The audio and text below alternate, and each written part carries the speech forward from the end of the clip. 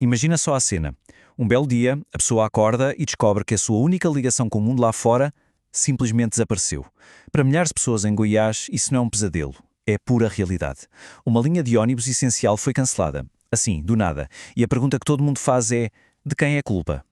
Pensa bem, o ônibus que leva para o trabalho, para uma consulta médica, para a escola, e de um dia para o outro ele some, simplesmente não passa mais. O que se faz numa hora dessas? É exatamente essa angústia que a gente vai tentar entender agora. Então, vamos direto aos fatos. No dia 1º de dezembro de 2025, a empresa Transduarte simplesmente parou de operar a linha. Acabou. A ligação entre várias cidades foi cortada e milhares de pessoas ficaram literalmente a pé, isoladas. Mas como assim uma empresa pode simplesmente ir embora? A resposta está numa coisinha chamada termo de autorização. Sabe, diferente de um contrato amarradinho, isso era um acordo mais flexível.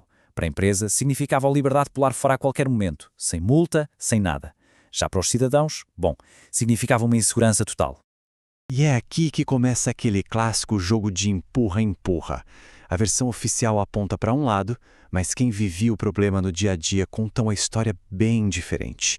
Vamos ver quem está com a razão nessa história. Essa citação resume perfeitamente o sentimento de frustração. A conversa que começou a rolar era que a culpa era dos próprios passageiros. Isso mesmo, diziam que o pessoal não usava o ônibus. Mas, espera aí, será que a história é tão simples assim?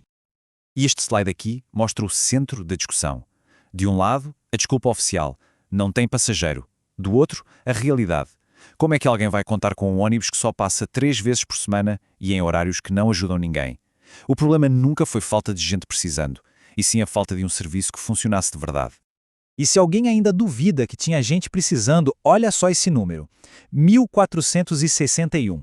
Esse é o número de pessoas em apenas 2 grupos de carona criados para tentar resolver o problema. A necessidade não sumiu, as pessoas é que foram forçadas a se virar porque o serviço público as deixou na mão. Certo. Então, se a culpa não é dos cidadãos e a empresa podia legalmente sair, de quem é a responsabilidade, afinal? Pois é, todos os caminhos legais apontam para um único lugar: o Estado. E atenção, isso aqui não é achismo não, está na lei. A Constituição do Estado de Goiás é claríssima. É dever do Estado garantir o transporte. Ponto. Não tem discussão.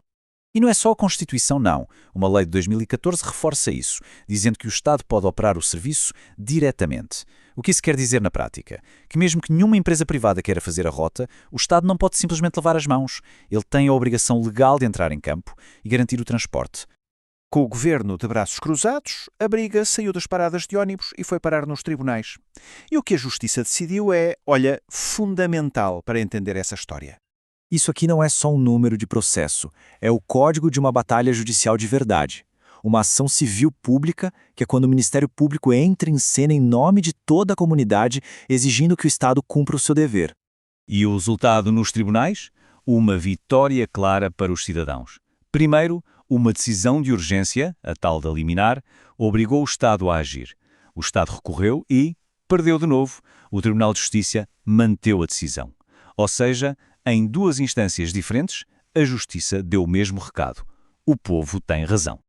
E essa frase da decisão do tribunal é forte, hein? Inércia injustificada.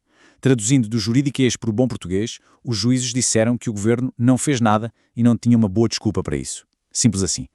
Ok, então com a lei e a justiça do lado, o que as pessoas podem fazer? A análise sugere um caminho bem prático. Em vez de só esperar, é hora de mobilizar quem tem o poder de resolver isso de uma vez por todas. E olha só a força política que existe na região. Somando os 4 municípios mais afetados, estamos falando de 52 políticos eleitos. Prefeitos, vereadores, todos eleitos com a promessa de servir essas comunidades. Juntos, eles são uma força política e tanto. Então, o que se espera desses 52 políticos? O plano é claro e direto, que eles se unam, deixem as cores partidárias de lado, que usem a influência deles para marcar uma reunião com o governador, que batam na porta de quem decida e exijam uma coisa bem simples, que a decisão da justiça seja cumprida. No final, essa história toda mostra uma falha do Estado, uma vitória na justiça e um plano de ação bem concreto. Mas a pergunta que fica no ar é muito maior. O que aconteceria se as pessoas descobrissem o verdadeiro poder que elas têm enquanto se unem? A resposta para isso? Bom, ela pode mudar tudo.